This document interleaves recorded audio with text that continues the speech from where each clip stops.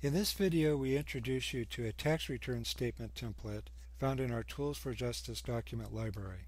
Membership in Tools for Justice is free, where we teach each other how to become smarter and stronger by learning to use legal tools to stop protesting and start prosecuting. Subscription to our document library costs $25 per month, where we provide ongoing development of innovative legal templates for seeking legal remedy, including through civil RICO, against control frauds and racketeering in government, banking, insurance, telecommunications, energy, transportation, agriculture, education, health, nutrition, pharmaceuticals, medicine, debt collection, the legal profession, and other heavily government-regulated industries. This is a big job, so we are starting with a few of our largest control fraud and racketeering problems to solve them before moving on to tackling others, one project at a time. The memorandum portion of the return statement is a sort of Rosetta Stone for interpreting the federal income tax laws as applied to individuals. The memorandum is the result of 7 years full-time litigation against the U.S. Department of Justice Tax Division by a team of pro se litigants who are seeking tax return refunds and remedy regarding IRS lien and levy issues. The federal employment tax statutes are written in an intentionally confusing manner with the objective that we never understand these statutes, which is evident upon trying to decipher them without the help of this memorandum. In fact, deciphering the code would have never been possible were it not for the invention of modern computer and internet database search tools. While litigating against the DOJ, we uncovered the Hilton case of 1796, which was the very first federal tax case to go to the Supreme Court and the most important tax case in the history of the United States. Hilton is unique in that it was a contrived case arranged from its inception by framers of the Constitution who wanted to test the central government's newly granted powers of taxation. Hilton is also unique in that the Supreme Court justices at that time were all appointed to office by George Washington, who also appointed Alexander Hamilton to his Secretary of the United States Treasury position before he became the U.S. Attorney who represented the United States before the Supreme Court in Hilton. The Hilton case involves the carriage tax, which was an annual use tax on carriages that is similar to the modern automobile registration presently imposed by state legislatures. Alexander Hamilton, who was both a framer and signer of the Constitution, fully argued the issue of direct and indirect taxation under the Constitution before the Supreme Court. The Supreme Court at that time included the Justices Wilson and Patterson, who were also framers and signers of the Constitution. The Supreme Court was unanimous in agreement with Hamilton's argument on behalf of the United States regarding direct and indirect taxation under the Constitution. The Hilton case was poorly reported and suspiciously buried in the basement archives of the Library of Congress for over 200 years until Maeva Marcus and a team of legal researchers unearthed the Hilton case documents and published them in the Documentary History of the Supreme Court of the United States, 1789 to 1800, Volume 7, Cases, 1796 through 1797, by Columbia University Press in the year 2003. In the year 2007, through legal research in support of our litigation against the DOJ, we discovered the documentary history involving the Hilton case, which facilitated our fully cracking the Internal Revenue Code in the year 2011, but only after investing thousands of hours into researching the code and case law with modern computer database search tools. Now that we have cracked the code, we are presenting our findings via the following memorandum to everyone who is interested in learning the truth about the federal employment tax laws. Our government officials can pontificate and spin all they want, and we may love them, but if they violate the law by operating the government as control frauds, we will prosecute them. Based upon our understanding as presented in this memorandum, we are writing a civil RICO complaint against the IRS and DOJ criminals who have been conspiring among themselves and federal judges who have been aiding and abetting them to systematically misapply federal employment taxes to our pay. We would like to bring in 70 million plaintiffs against the crooks who have been stealing our pay through theft by deception, extortion under color of law, and racketeering within the executive and judicial branches of government. Dr. Paul is our inspiration. We are the revolution. We are the legal revolution. In support of our cause, we have created a new word, Ballarad, which means building an army of legal activists restoring the American dream. We invite you to join us. Now on to the memorandum.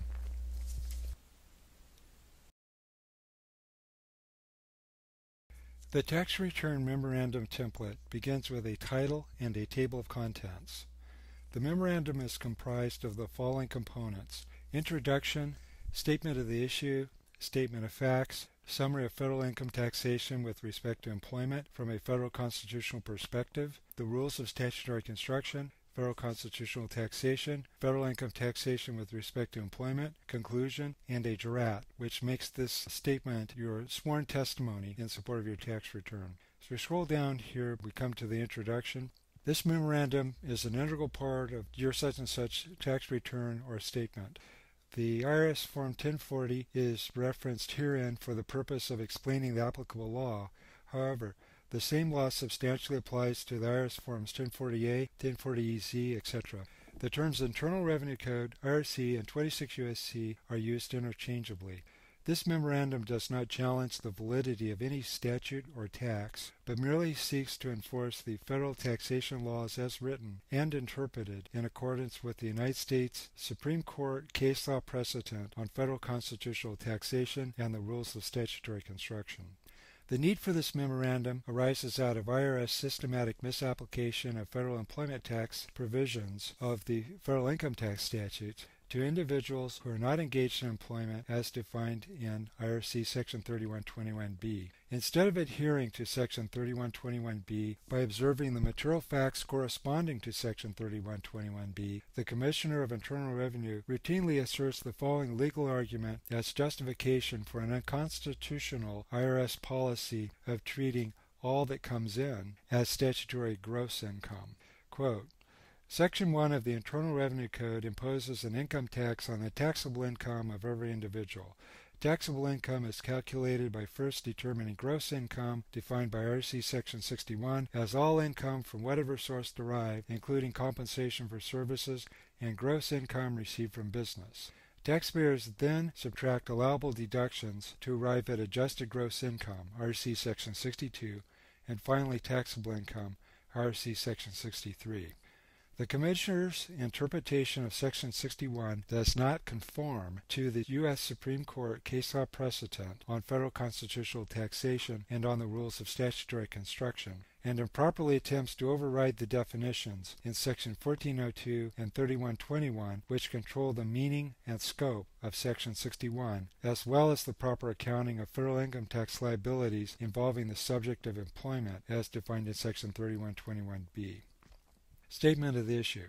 The specific issue which this memorandum addresses is whether I received remuneration during the year such and such from such company, which is properly reportable on the IRS Form 1040 as remuneration from employment as defined at IRC Section 3121B, taken together with the complementary definitions for state, United States, and citizen found at Section 3121E, American vessel and aircraft found at Section 3121F, American employer found at Section 3121H, and international agreements found at 42 U.S.C. Section 433, which is Section 233 of the Social Security Act. In the statement of facts, we state facts about ourselves which correspond specifically to employment as defined in Section 3121B. These statements of fact will mean more once you understand the definitions themselves. Summary of federal income taxation with respect to employment from a federal constitutional perspective. Article 1, Section 8 of the Federal Constitution grants Congress full powers of taxation within the limits expressed in Section 9, which state, no capitation or other direct tax shall be laid unless in proportion to the census or enumeration hereinbefore directed to be taken, and no tax or duty shall be laid on articles exported from any state. In plain language, Section 9 expressly prohibits Congress from directly taxing the income or pay of individuals without apportioning the tax among the states according to their population, and from taxing exports. Throughout the entire history of the United States, Congress has imposed a direct tax only a few times: in 1798, 1813, 1815, 1816, and in 1861. All of these direct taxes have long since expired. The following parameters of federal constitutional taxation were fully argued and settled in Hylton v. United States in 1796. A. Article 1 of the U.S. Constitution divides federal taxation into two classes, direct and indirect. B. The constitutional reference for distinguishing a direct tax from an indirect tax is how the tax falls on the income of the individual. Direct taxes consist of a capitation tax and a tax on land. A capitation tax falls immediately on an individual's revenue or wages of labor. E. Indirect taxes are circuitous modes of reaching the income of the individual. F. Indirect taxes fall on activities or events usually associated with expenses or consumption. The 16th Amendment did not repeal or modify Article 1 or authorize any new type of tax. See Brusherber v. Union Pacific Railroad in 1916. Quote, "The contention that the amendment treats a tax on income as a direct tax, thus destroying the two great classifications of direct and indirect taxation under the Constitution, is wholly without foundation." In Stanton v. Baltic Mining, which is 1916, in fact, the Supreme Court settled Stanton v. Baltic Mining Company the afternoon after ruling on Brusherber. So here's the quote by Supreme Court Justice Edward Douglas White, who rendered the decision both in the 16th Amendment and in Stanton. By the previous ruling, Brusherber, it was settled that the provisions of the 16th Amendment conferred no new power of taxation, but simply prohibited the previous and complete and plenary power of income taxation possessed by Congress from the beginning from being taken out of the category of indirect taxation to which it inherently belonged. In addition to the fact that the 16th Amendment did not actually amend anything, it does not have any enactment clause or implementing regulations or budget for implementation. Thus the amendment is in name only and is merely a philosophical statement made by Congress with the object of restraining the Supreme Court from viewing an income tax as a direct tax because of its close effect on the underlying property, as it had in Pollock v. Farmers Loan and Trust in 1895. For these reasons, the United States Supreme Court reads the 16th Amendment in light of Article 1, Section 9. For example, see Wright v. United States in 1938. Quote, "The Court has hitherto consistently held that a literal reading of a provision of the Constitution which defeats a purpose evident when the instrument is read as a whole is not to be favored. From whatever source derived, as it is written in the 16th Amendment, does not mean from whatever source derived." In accordance with the basic principles of federal constitutional taxation as set forth by the U.S. Supreme Court in Hylton, all taxes presently found in the IRC are indirect taxes, meaning circuitous modes of reaching the income of the individual. Thus the statutory language in the IRC must be strictly construed in conformity with the parameters of indirect taxation so as not to run afoul of the federal constitutional prohibition against Congress imposing a capitation tax, meaning a direct tax falling immediately on an individual's revenue or wages of labor, unless Congress apportions the capitation tax among the several states according to the census. U.S. Constitution, Article 1, Section 9. It is in this constitutional context that IRC 1 imposes a tax on, which in the Code always means with respect to because of the constitutional limitation in Article 1, Section 9, taxable income. So I'll read this again. It is in this constitutional context that IRC 1 imposes a tax with respect to taxable income. IRC Section 63 defines taxable income as gross income minus statutory deductions. The duty to make a federal income tax return arises only if an individual is in receipt of gross income equal to or exceeding the statutory exemption amount, together with a basic standard deduction for any given year. IRC Section 6012. Under the Constitution, the legal meaning of the statutory term gross income, as used in the Internal Revenue Code and defined in Section 61A, is limited to profit or gain or income derived from a taxable source, and does not and cannot mean gross receipts without violating Article 1, Section 9. In accordance with the parameters of indirect taxation, a taxable source is an activity or event that is the subject of a federal tax. Hundreds of taxable sources are defined throughout the Internal Revenue Code. Whereas a taxable source is the subject of a federal tax, the income derived from the taxable source is measured as the basis for determining the amount of tax. The Section 61A definition for gross income is prefaced with an exception clause pointing to other provisions in the Internal Revenue Code that supersede Section 61. When Section 61A is properly read in the context of the Constitution, it means a general definition. Except as otherwise provided in the subtitle, gross income means all income for whatever federally taxable source derived, including, but not limited to, the following items. 1. Compensation for services as defined in Section 3121B. 2. Gross income derived from business as defined in Section 1402C engaged in employment as defined in Section 3121B. And the list of examples go on, but they all have a code definition controlling the examples, or the meaning of the examples that are given in Section 61.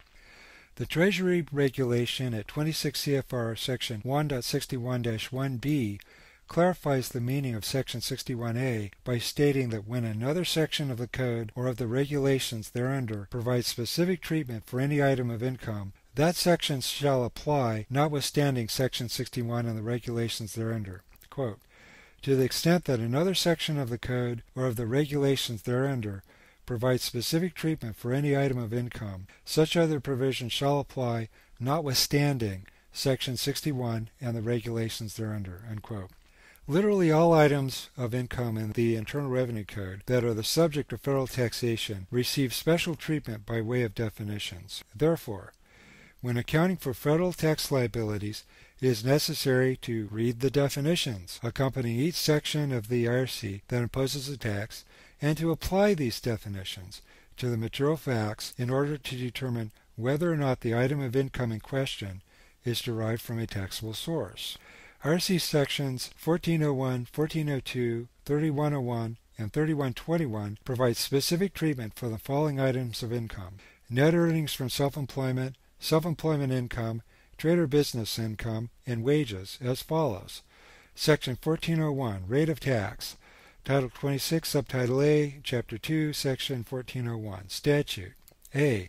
Old age, survivors, and disability insurance. In addition to other taxes, there shall be imposed for each taxable year on, meaning with respect to, the self-employment income of every individual, a tax equal to the following percent of the amount of the self-employment income for such taxable year. Section 1402, Definitions. A. Net earnings from self-employment. The term net earnings from self-employment means the gross income derived by an individual from any trade or business. B. Self-employment income. The term self-employment income means the net earnings from self-employment derived by an individual as provided by an agreement under Section 233 of the Social Security Act during any taxable year. C. Trade or business. The term trade or business, when used in reference to self-employment income or net earnings from self-employment, shall not include the performance of service by an individual as an employee other than, i.e., shall include the performance of the general class of, and they give examples A, B, C, F, and G, service as described in Section 3121B, and they give this big old long list, and it's confusing what's in there, but they do reference repeatedly Section 3121B. D. Employee and wages.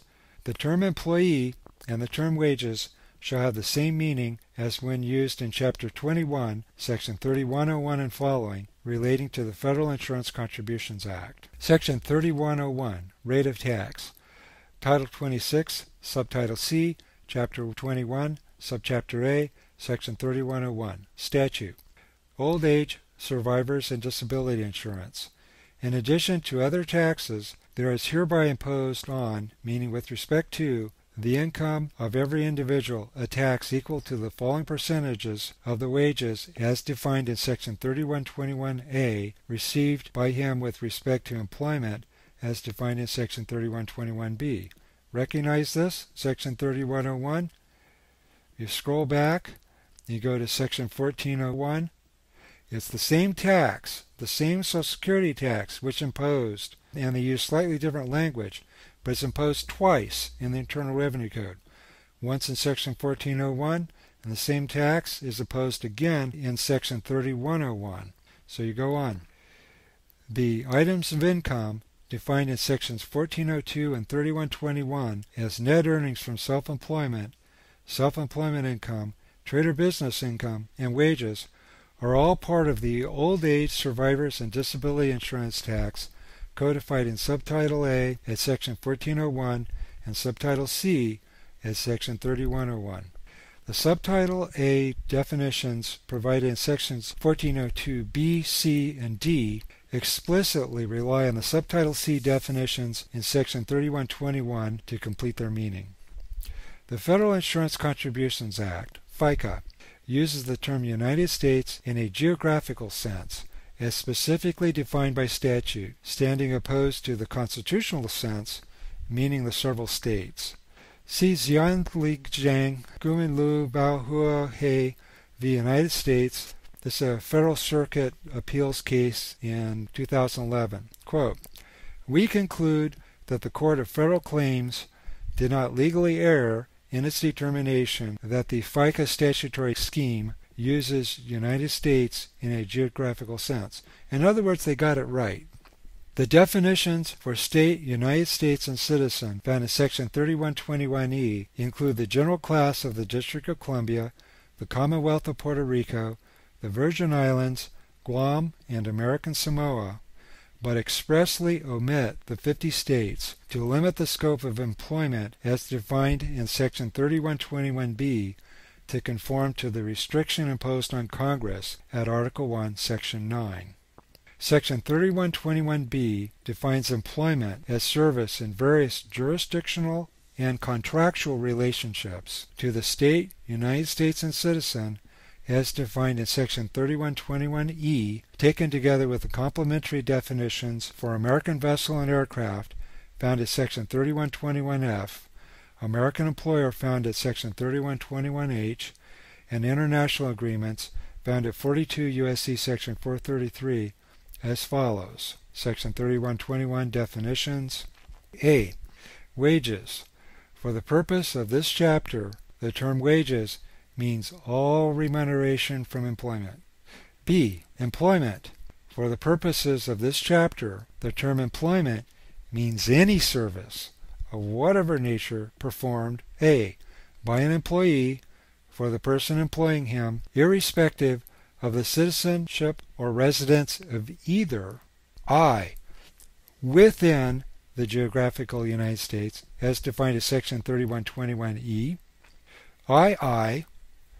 on or in connection with an American vessel or aircraft as defined in Section 3121F, under a contract of service which is entered into within the geographical United States as defined at Section 3121E, or during the performance of which and while the employee is employed on the vessel or aircraft, it touches at a port in the geographical United States as defined in Section 3121E, if the employee is employed on or in connection with such vessel or aircraft when outside the geographical United States as defined in Section 3121E, or B. outside the geographical United States as defined in Section 3121E by a citizen or resident of the geographical United States as defined in Section 3121E, as an employee for an American employer as defined in subsection H, meaning an employee performing service for the United States